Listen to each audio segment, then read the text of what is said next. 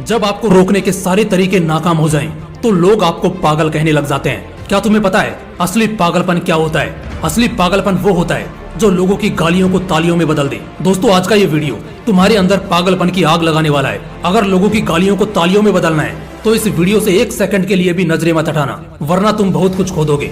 आज मैं तुमसे वो काम करवाऊंगा जिस काम को करने से तुम्हारी रूह कांपती है। आज मैं तुम्हें वो सोचने पर मजबूर करूंगा जिसे सोच सोच कर न जाने तुम अपना कितना समय बर्बाद कर देते हो, और इतना जिद्दी बनाऊंगा कि कोई भी तुम्हें झुका ना सके। लेकिन इस सब के लिए तुम्हें पागल बनना होगा। एक लाइन में कहा जाए तो हाँ, मैं आज तुम्हें पागल बनाऊंगा। वो पागल नहीं जिसे तुम मरीज के तौर पर देखते हो।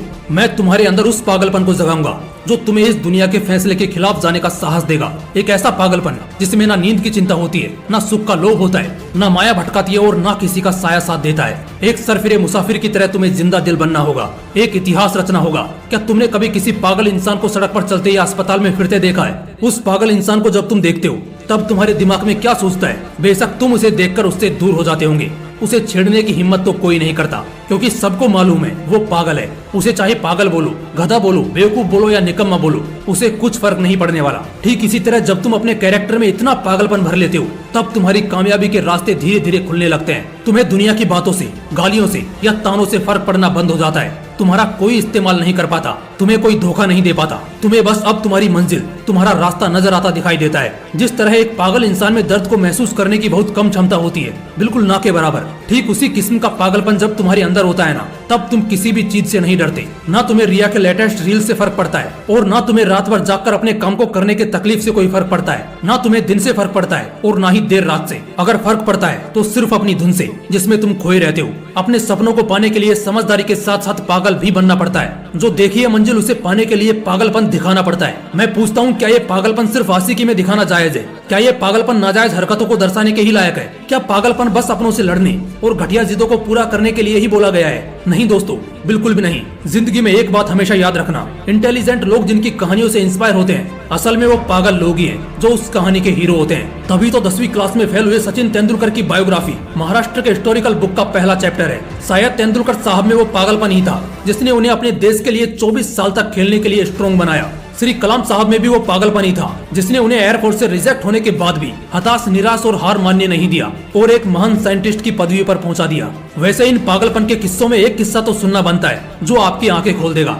एक लड़का जिसे फुटबॉल का बड़ा शौक था, उसे एक दिन बहुत बड़ा फुटबॉलर बनना था, लेकिन वो दिल की बीमारी और पैर की कमजोरी से परेशान था। और जैसा कई सक्सेसफुल लोगों के साथ हुआ था, वैसे ही इसे भी डॉक्टर ने साफ कह दिया था कि ये लड़का कभी भी फील्ड पर नहीं उतर पाएगा, और अगर ऐसा हुआ तो ये मर जाएगा। लेकिन उस पागल लड़के को क्या फर्क पड़ने वाला था? डॉक्टर की बातें उस पर बेअसर हो गई। उस लड़के ने अपने दिल का ऑपरेशन कराया और फिर उतरा मैदान पर और फुटबॉल के इतिहास को ही बदल कर रख दिया। और आज वो लड़का दुनिया का सबसे हाईएस्ट पेड एथलीट है। मैं बात कर रहा हूँ फुटबॉल के लेजेंड लियोनेल मेसी की, जिसकी दीवान की दुनिया में इस कदर है कि फुटबॉल के डाई हार्ड फैंस इन्हें भगवान मानते हैं। अगर इन सभी में वो पागलपन, वो जिद नहीं होती, अगर इन्हें भी लोगों की बातों से फर्क पड़ना शुरू हो जाता, तो शायद आज ये लाखों करोड़ों लोगों की इंस्पिरेशन नहीं होते। कौन कहता है नेचर और सिग्नेचर कभी बदलता नहीं? बस एक चोट की जरूरत है। अगर उंगली पर लगी तो सिग्नेचर बदल जाता है, और दिल पर लगी तो नेचर बदल जाता है। अगला एक साल, सिर्फ और सिर्फ एक साल पागलपन को सौंप दो। खुद के किरदार को पागल बना लो।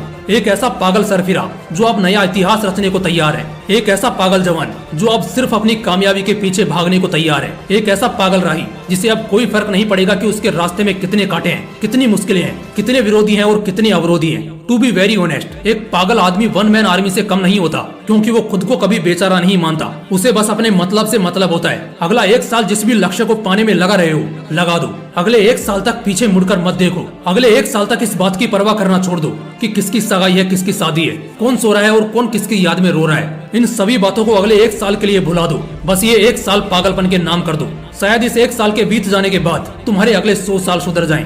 शायद इस एक साल के पागलपन वाली मेहनत और शिद्दत तुम्हें इतना कामयाब कर दे कि गालियां देने वाले भी तुम्हारे लिए तालियां बजाने को मजबूर हो जाएं।